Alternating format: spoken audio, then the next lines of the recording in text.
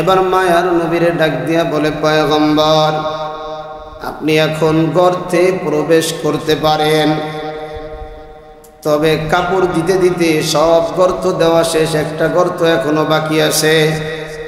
হযরতে আবু বকর চিন্তা করলেন, আমার একটা পাও আছে, আমি পা দিয়ে গর্তটা ঢেকে রাখি।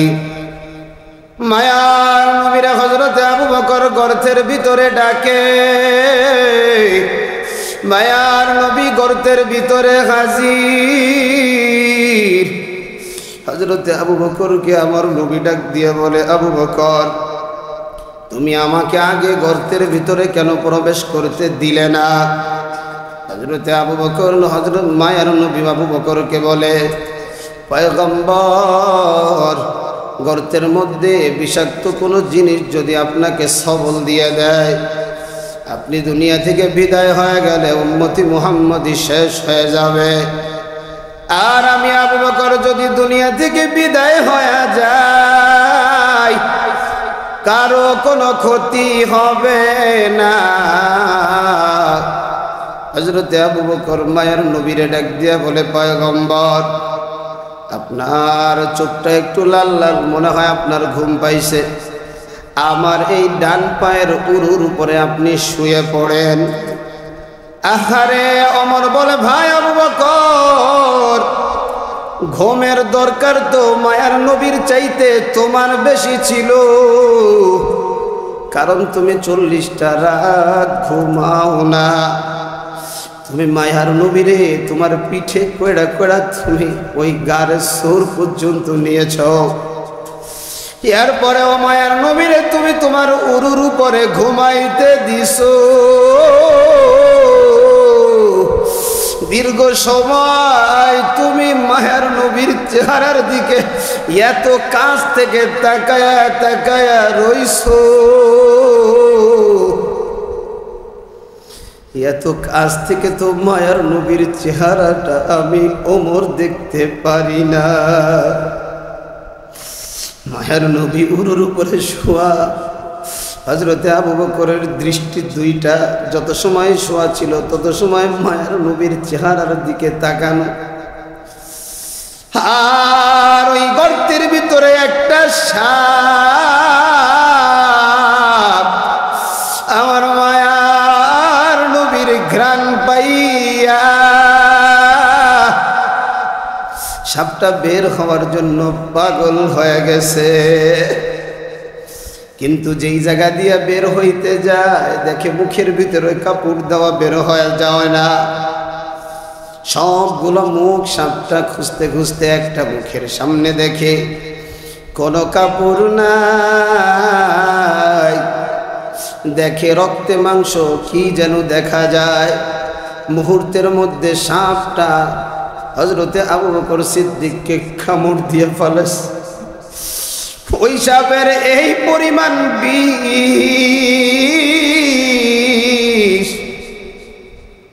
আহারে মুহূর্তের মধ্যে হযরতে আবু বকর সিদ্দিকের শরীরটা কালো হয়ে গেছে।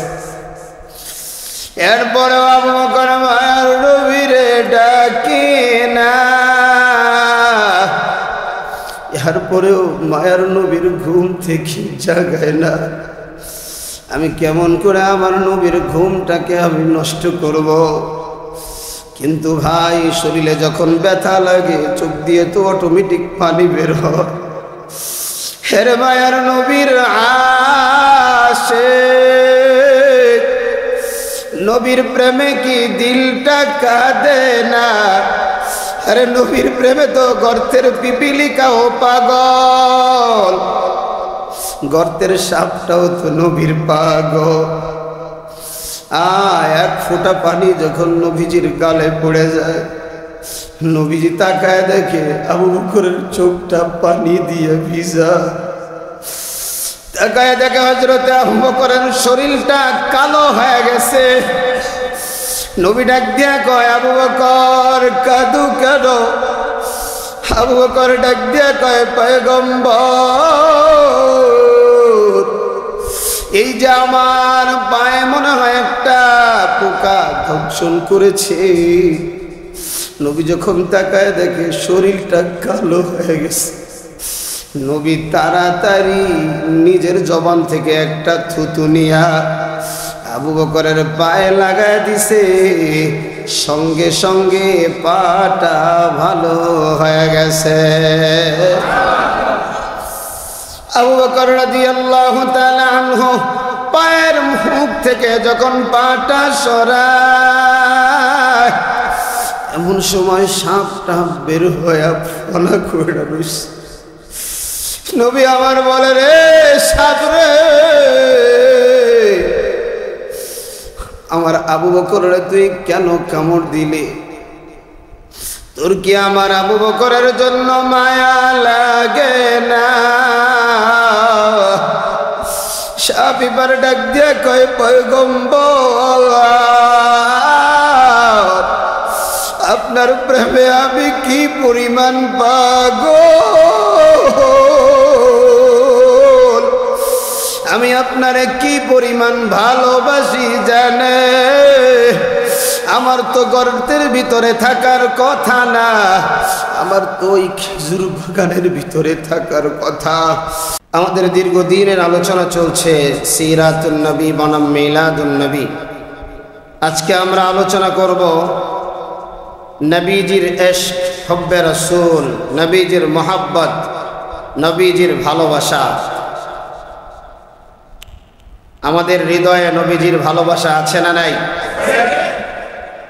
এত মানুষের এতটুকু আওয়াজ হলে হবে না, আছে না নাই? নবীর জন্য জীবন দিতে রাজি আছি কিনা? আল্লাহ পাক সকলকে আশিকে রাসূল হিসাবে কবুল করেন, পড়ি আমিন। এজন্য ভাই বলেন তো, জীবনের দাম বেশি না সময়ের দাম বেশি? সবাই বলেন।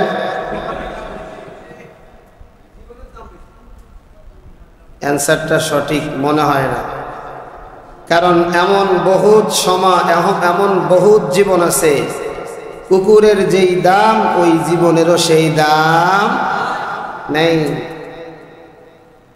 এমন বহুত জীবন আছে 1 মিনিট হায়াত পেয়েছে, এই 1 মিনিট সময়ে সে দুনিয়া এবং আখিরাতের সব জিনিস থেকে দামি হয়ে গেছে। এটা জোরে কর না সুবহানাল্লাহ। মনে করেন একজন জীবন আছে কিন্তু 24 ঘন্টা গুনাহগার, গুনাহ করে, ওর মতো কীট পতঙ্গ বেঁচে থাকার চাইতে মরে যাওয়া। কথা বলেন।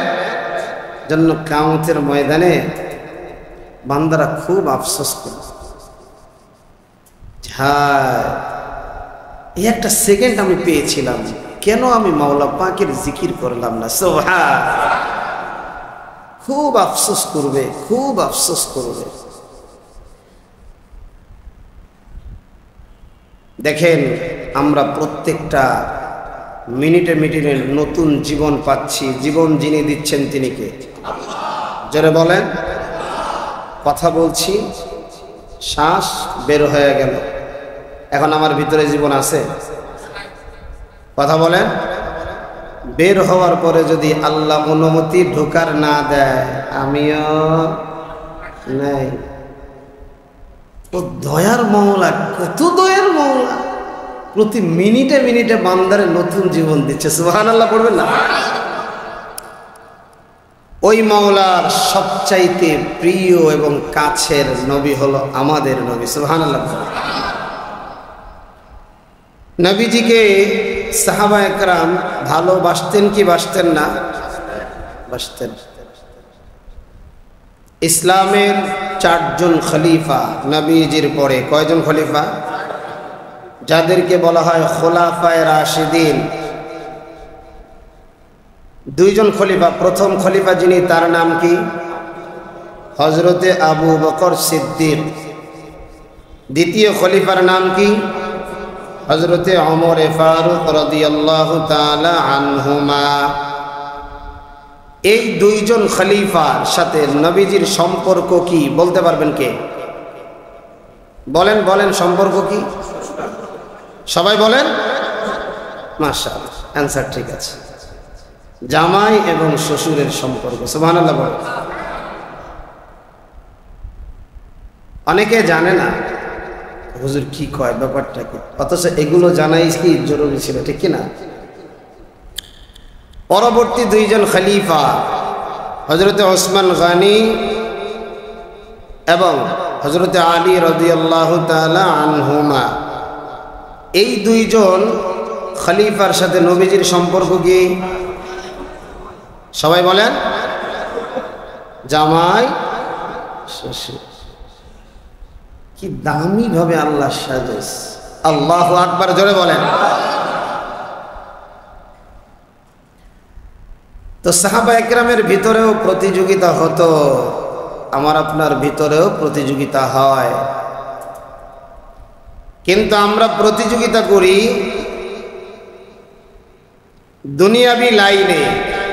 সাহাবা একরাম 24 ঘন্টা প্রতিযোগিতা করতো আখিরাতের লাইনে। সুবহানাল্লাহ। এজন্য সাহাবা একরামের ভালোবাসার মধ্যে কোনো ভেজাল ছিল না। আমাদের ভালোবাসায় ভেজালের অভাব নেই। এজন্য ভাই, জীবনে যতটুকু হায়াত পাবেন এই সময়টাকে কাজে লাগাবেন। সময়ের বড় দাম। যেমন মনে করেন আজকে আপনি রোজা রাখলেন, আর 1 মিনিট টাইম আছে সূর্য ডুবার, মাত্র বাকি কয় মিনিট? 1 মিনিট। বিসমিল্লাহ বইলা খেয়ে ফেললেন, সারা দিনের কোনো কিছু কোনো কাজে, আরে জোরে কয়, সারাদিন না খেয়ে আছেন, কোনো কাজে আসবে? খেলায় খেলায় বহুত ভাবে আমরা কি করছি, আমাদের সময়টা নষ্ট করে ফেলছি। উদাহরণ, আল্লাহ পাক আমাদের উপরে কয়েকত নামাজ ফরজ করেছেন। জোরে বলেন কয়েকত? 5 ওয়াক্ত। কানটা খুলে কথাটা শোনেন, শোনার দরকার, কান খুলে শোনেন। 5 ওয়াক্ত নামাজ কেউ যদি সময় মতো না পড়ে কাজা করে পড়ে, তাহলেও এক হুব্বা জাহান্নামে তাকে জ্বলতে হবে। জোরে বলেন, সময়ের দাম আছে না নাই?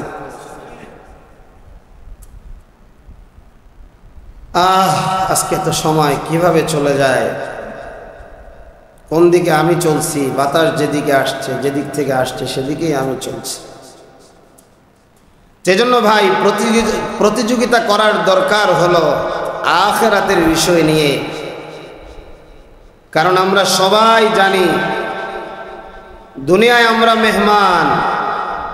দুনিয়া আমরা কি ভাই? মেহমান। তো দুনিয়ার সামানা ততটুকুই দরকার যতটুকু হলে দুনিয়ায় চলতে পারি। সেজন্য সাহাবা একরামের ভিতরে প্রেম ছিল, নবীর প্রেম, নবীর আশেক। আর এনাদের প্রতিযোগিতা ছিল যে আখিরাতের লাইনে প্রতিযোগিতা। হযরতে ওমরে ফারুক রাদিয়াল্লাহু তাআলা আনহু এবং হযরতে আবু বকর সিদ্দিক রাদিয়াল্লাহু তাআলা আনহু দুজনই বিশ্বনবীর শ্বশুর। হযরত আবু বকর সিদ্দিক রাদিয়াল্লাহু তাআলা আনহু এর মেয়ে হযরত আয়েশা সিদ্দিকা রাদিয়াল্লাহু তাআলা আনহাকে বিশ্বনবী বিবাহ করেছিলেন। হযরতে ওমরে ফারুক রাদিয়াল্লাহু তাআলা আনহুর মেয়ে হযরত আম্মাজান হযরতে হাফসা রাদিয়াল্লাহু তাআলা আনহাকে বিশ্বনবী বিবাহ করেছিলেন। পুরা খোলাফায়ে রাশিদিনটাকেই আল্লাহ পাক দামি করে সাজিয়েছেন। তো প্রথম এবং দ্বিতীয় খলিফা তারা দুইজন বলতেছে, বিশেষ করে হযরতে আবু বকর বলতেছে, ওমর, আমার মনে হয় তোমার নেকি আমার চাইতেও বেশি। সুবহানাল্লাহ। আর একটু জোরে কর না সুবহানাল্লাহ। হযরত ওমর বলতেছে, না ভাই আবু বকর, আমার চাইতে আপনার নেকি বেশি। এবার হযরত আবু বকর সিদ্দিক রাদিয়াল্লাহু তাআলা আনহুকে হযরত ওমর বলেন, ভাই আমার নেকি যে আপনার চাইতে বেশি, তা আপনি দলিল পেশ করেন। আবু বকর সিদ্দিক রাদিয়াল্লাহু তাআলা আনহু বলেন, ইল্লা মান তাবা ওয়া আমানা ওয়া আমিলা আমালান সালিহা।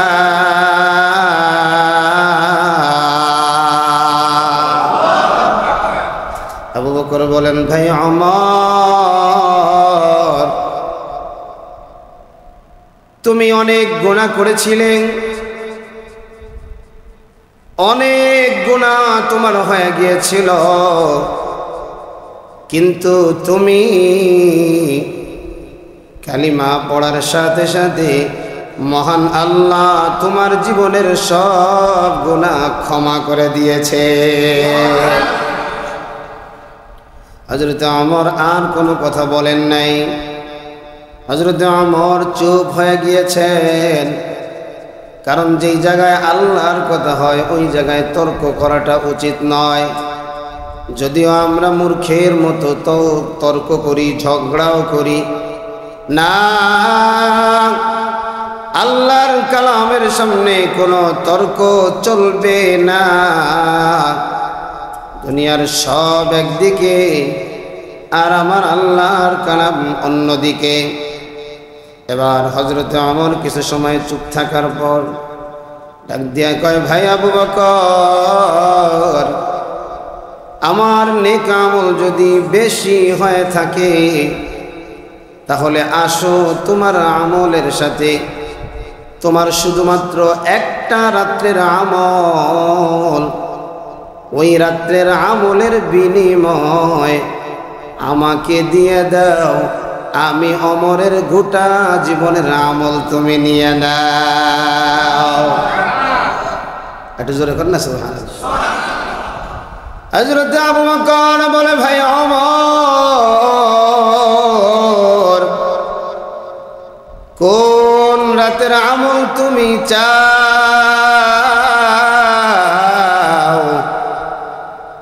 হযরত ওমর ফারুক রাদিয়াল্লাহু তাআলা আনহু বলে, ভাই আবু বকর, যেই রাত্রে আমার মায়ার নবীকে হত্যা করার জন্যে মক্কার বেঈমানগুলা আমার মায়ার নবীর ঘরের চতুর্দিক দিয়া বেষ্টনী করে রাখছে, এমন সময় আমার আল্লাহ আমার মায়ার নবীরে জানাইয়া দেয়, ও পয়গম্বর, আর এই মক্কা নগরীতে আপনার থাকা যাবে না, আপনার হিজরত করার সময় হয়ে গেছে, আপনি এখনই আপনার হুজরা থেকে বের হইয়া মদিনায় চলে যান। নবী আমার তাকায়া দেখে ঘরের চতুর্দিক দিয়া বেঈমানগুলা অস্ত্র শস্ত্র নিয়ে দাঁড়ায় আসে। ডাক দিয়া কয়, মালিক, এত মানুষগুলা হাতের ভিতরে হাত দিয়া অস্ত্র নিয়ে দাঁড়ায় রয়েছে, আমি কেমন করে বের হব? আমার আল্লাহ বলে, পয়গম্বর, টেনশন করিও না, চিন্তা করিও না, সবগুলারে আমি আল্লাহ অন্ধ বানায়া দেব। নবী আমার হিজরত করবেন এমন সময় নবীর সাথেই পাশে আছে হযরতে আলী রাদিয়াল্লাহু তাআলা আনহু, নবীর চাচাতো ভাই, অন্য দিক দিয়ে নবীর জামাতা। নবী আমার ডাক দিয়া কয়, আলী রে, আজকে কি ঈমানের পরীক্ষা দিতে পারবিনি? হযরতে আলী বলে, পয়গম্বর বলেন কি করা লাগবে? এমন সময় নবী বলেন, আমার কাছে অনেকের আমানত আছে, যারা আমার হুজরার চতুর্দিক দিয়ে দাঁড়ায় রয়েছে, এখানের অনেকেরই আমানত আমার কাছে আছে। সন্তান বাবাকে বিশ্বাস করে না, স্ত্রীকেও বিশ্বাস করে না, কিন্তু আমার কাছে আমানতের টাকা রেখে গেছে। আলী রে, আমি যদি এদের আমানতের মাল নিয়ে যাই, এরা আমাকে গালি দিবে, আমানতের মালের বহন তোমাকে করা লাগবে। আলী, আমার কাছে যার যা আমানত ছিল, এই যে একটা লিস্টি তোমাকে ধরায়া দিলাম, এই লিস্টিটা দেখে দেখে তার মালগুলা তুমি দিয়ে দিবা। কারণ আমানত বড় ভয়ঙ্কর। লা ঈমানা লিমান লা আমানাতা লাহু, যার মধ্যে আমানতদারিতা নাই, ওর মধ্যে ঈমান নাই। এটা আমার কথা না, আমার নবীর কথা। যারা আমানতের খেয়ানত করে এরা বেঈমান, এরা ইমানদার না, এরা ধোঁকাবাজ, এরা দাগাবাজ, এরা বাটপার। ঠিক কিনা বলেন? আমানত বড় কঠিন ব্যাপার। আলীকে নবী বলেন, নবী আলীকে বলেন, আলী রে, আমার বিছানায় তুমি শুয়ে থাকবা। এমন হতে পারে বেঈমানগুলা ঘরের ভিতরে ঢুইকা তোমারে কোপায়া দুনিয়া থেকে বিদায় করে দিতে পারে। আলী নবীকে ডাক দিয়া বলে, পয়গম্বর, আপনি আমাকে নিয়ে কোনো চিন্তা করবেন না। আমার মতো একজন কেন, দুইজন কেন, হাজার হাজার আলী আপনি নবীর প্রেমে পাগল হয়া জীবন দেওয়ার জন্য প্রস্তুত। নবী বলেন, আলী, তাহলে তুমি চাদরটা মুড়া দিয়ে শুয়ে পড়ো। হযরতে আলী শুয়ে পড়লেন। নবী আমার ঘর থেকে বের হয়ে গেলেন। বের হয়ে যাওয়ার পর হযরতে আবু বকরের দরজায় গিয়া চুপি সরে হালকা করে বলে, আবু বকর।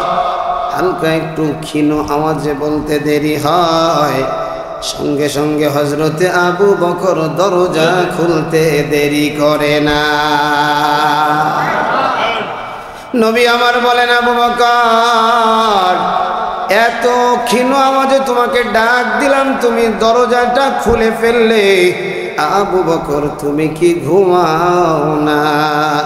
হযরতে আবু বকর বলেন, পয়গম্বর, আজ থেকে 40টা দিন আগে আপনি যে বলেছিলেন, আবু বকর তুমি প্রস্তুত থাকো, আমাদের হিজরত করা লাগতে পারে।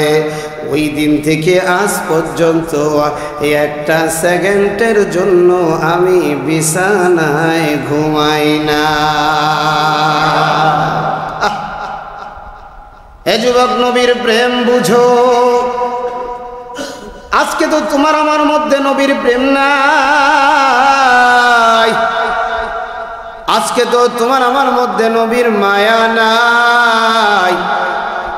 আরে আল্লাহর হুকুমে তো আমরা মানি না, তো নবীর সুন্নাত কেমন করে মানব?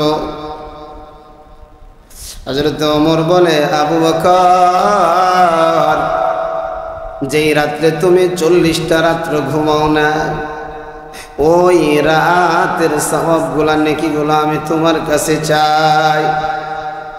হযরতে আবু বকর কান্না করে আর বলে, ও ভাই আবু বকর, ওই নেকিগুলা আমারে দিয়ে দাও।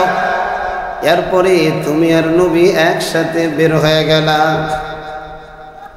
এদিক দিয়ে শয়তান ঘোষণা ছড়ায়া দিল আবু জাহেলের কাছে, কার ঘর পাহারা দাও? বলে, মুহাম্মদ ঘরের ভিতরে আছে, বের হলেই তাকে হত্যা করব। শয়তান বলে, না, ঘরের ভিতরে মুহাম্মদ নাই। বলে, বিশ্বাস যদি না হয় চাদরটা উঠায়া দেখো। চাদরটা উঠায়া দেখে চাদরের নিচে হযরতে আলী শুয়ে রয়েছে, মুহাম্মদ নবী ঘরের ভিতরে নাই। আবু জাহেল বলে, কে আছো মুহাম্মদকে গ্রেফতার করতে পারবে, ধরতে পারবে? কেউ যদি ধরতে পারো তাহলে তাকে 100টা উট দেওয়া হবে। আবু জাহেল বলে, কে আছো মুহাম্মদকে খুঁজে বের করতে পারো, তারে 100 উট দেওয়া হবে। ওদিক দিয়া নবীর কলিজার টুকরা সাহাবী হযরতে আবু বকর এবং নবী দুইজন একসাথে সফরে বের হয়ে গেছে। সফরে বের হইতে হইতে যাইতে যাইতে গারে সুর, এখন ওই পাহাড়টা আছে, ওই গুহাটাও আছে। এখন তো পাহাড়ে ওঠার জন্য সিঁড়ি আছে রে বাবা, কত আরামে ওঠা যায়। ওই সময় কোনো সিঁড়ি ছিল না। হযরতে ওমর বলে, ভাই আবু বকর, পাহাড়ে ওঠার আগে তুমি মায়ার নবীরে বলেছিলা, ও পয়গম্বর, এই পাহাড়ে আপনার হেঁটে হেঁটে উঠতে বড় কষ্ট হবে, আপনি এই পাহাড়ে হেঁটে হেঁটে উঠবেন না, আমার পিঠে আপনি একটু ভর করেন, আমি একটু আপনাকে নিয়ে আমি ওই গুহা পর্যন্ত পৌঁছায় যাওয়া। হযরতে আবু বকর আমার মায়ার নবীর পিঠের উপরে উঠায়া বিক্ষিপ্ত পাথরগুলা একটার উপরে পা দিয়া দিয়া আমার মায়ার নবীরে নিয়ে যখন গুহার কাছে পৌঁছায় গেছে, আবু বকর বলে, পয়গম্বর, আপনি আগে গুহার ভিতরে ঢুকবেন না, আমি আগে এই গুহার ভিতরে ঢুকব। হযরতে আবু বকর গুহার ভিতরে ঢুকিয়া তাকায়া দেখে গুহাটা নোংরা হয়ে আছে, অনেকগুলা গর্ত দেখা যায়। হযরতে আবু বকর গুহাটাকে পরিষ্কার করলেন এবং যে গর্তগুলো আছে নিজের কাপড় ছিঁড়া ছিঁড়া গর্তগুলার মুখগুলা বন্ধ করে দিলেন। বন্ধ করার পর এবার মায়ার নবীরে ডাক দিয়া বলে, পয়গম্বর, আপনি এখন গর্তে প্রবেশ করতে পারেন, তবে কাপড় দিতে দিতে সব গর্ত দেওয়া শেষ, একটা গর্ত এখনো বাকি আছে। হযরতে আবু বকর চিন্তা করলেন, আমার একটা পাও আছে, আমি পা দিয়ে গর্তটা ঢেকে রাখি। মায়ার নবীরা হযরতে আবু বকর গর্তের ভিতরে ডাকে, মায়ার নবী গর্তের ভিতরে হাজির। হযরতে আবু বকরকে আমার নবী ডাক দিয়ে বলে, আবু বকর, তুমি আমাকে আগে গর্তের ভিতরে কেন প্রবেশ করতে দিলে না? হযরতে আবু বকর হযরত মায়ার নবী আবু বকরকে বলে, পয়গম্বর, গর্তের মধ্যে বিষাক্ত কোনো জিনিস যদি আপনাকে সবল দিয়ে দেয়, আপনি দুনিয়া থেকে বিদায় হয়ে গেলে উম্মতি মুহাম্মদী শেষ হয়ে যাবে। আর আমি আবু বকর যদি দুনিয়া থেকে বিদায় হয়ে যাই, কারো কোনো ক্ষতি হবে না। হযরতে আবু বকর মায়ের নবীরে ডাক দিয়া বলে, পয়গম্বর, আপনার চোখটা একটু লাল লাল, মনে হয় আপনার ঘুম পাইছে, আমার এই ডান পায়ের উরুর উপরে আপনি শুয়ে পড়েন। আহারে ওমর বলে, ভাই আবু বকর, ঘুমের দরকার তো মায়ার নবীর চাইতে তোমার বেশি ছিল, কারণ তুমি 40টা রাত ঘুমাও না। তুমি মায়ার নবীরে তোমার পিঠে কয়ড়া কয়ড়া তুমি ওই গারে সুর পর্যন্ত নিয়েছ, এরপরে ও মায়ার নবীরে তুমি তোমার উরুর উপরে ঘুমাইতে দিছো। দীর্ঘ সময় তুমি মায়ার নবীর চেহারার দিকে এত কাছ থেকে তাকায়া তাকায়া রইছো, এত কাছ থেকে তো মায়ার নবীর চেহারাটা আমি ওমর দেখতে পারি না। মায়ার নবী উরুর উপরে শোয়া, হযরতে আবু বকরের দৃষ্টি দুইটা যত সময় শোয়া ছিল তত সময় মায়ার নবীর চেহারার দিকে তাকানো। আর ওই গর্তের ভিতরে একটা সাপ আমার মায়ার নবীর ঘ্রাণ পাইয়া সাপটা বের হওয়ার জন্য পাগল হয়ে গেছে, কিন্তু যেই জায়গা দিয়ে বের হইতে যায় দেখে মুখের ভিতরে কাপড় দেওয়া বের হয়ে যায় না।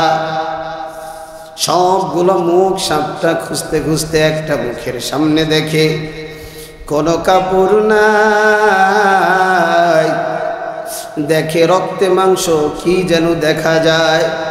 মুহূর্তের মধ্যে সাপটা হযরতে আবু বকর সিদ্দিককে কামড় দিয়ে ফেলেছে। ওই সাপের এই পরিমাণ বিষ, আরে মুহূর্তের মধ্যে হযরতে আবু বকর সিদ্দিকের শরীরটা কালো হয়ে গেছে। এরপরে আবু বকর মায়ার নবীরে ডাকে না, এরপরেও মায়ার নবীর ঘুম থেকে জাগায় না। আমি কেমন করে আমার নবীর ঘুমটাকে আমি নষ্ট করব? কিন্তু ভাই শরীরে যখন ব্যথা লাগে চোখ দিয়ে তো অটোমেটিক পানি বের হয়। হেরে মায়ার নবীর আশিক, নবীর প্রেমে কি দিলটা কাঁদে না? আরে নবীর প্রেমে তো গর্তের পিপিলিকাও পাগল, গর্তের সাপটাও তো নবীর পাগল। এক ফোঁটা পানি যখন নবীজির গালে পড়ে যায়, নবীজি তাকায় দেখে আবু বকরের চোখটা পানি দিয়ে ভিজা। তাকায় দেখে হযরতে আবু বকরের শরীরটা কালো হয়ে গেছে। নবী ডাক দিয়া কয়, আবু বকর কাঁদো কেন? আবু বকর ডাক দিয়া কয়, পয়গম্বর,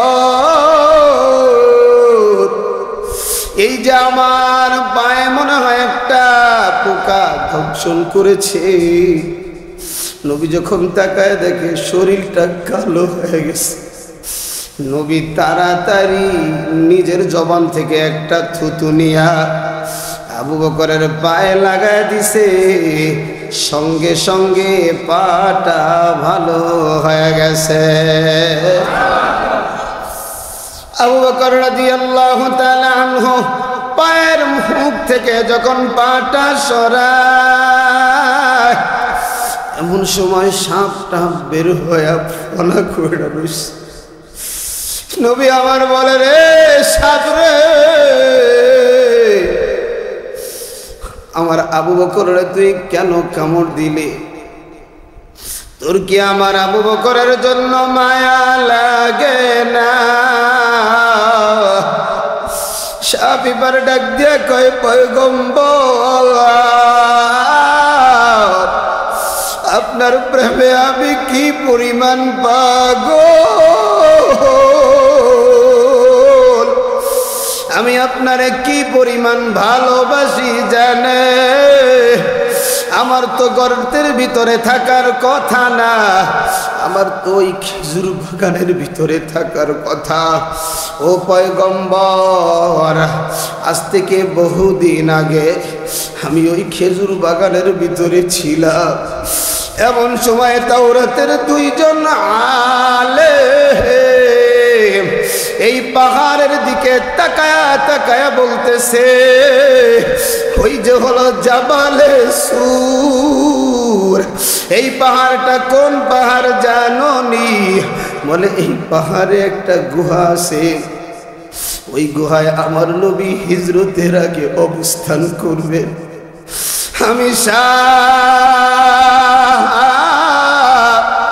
ওই কথাটা শুনে ফেলেছিলাম।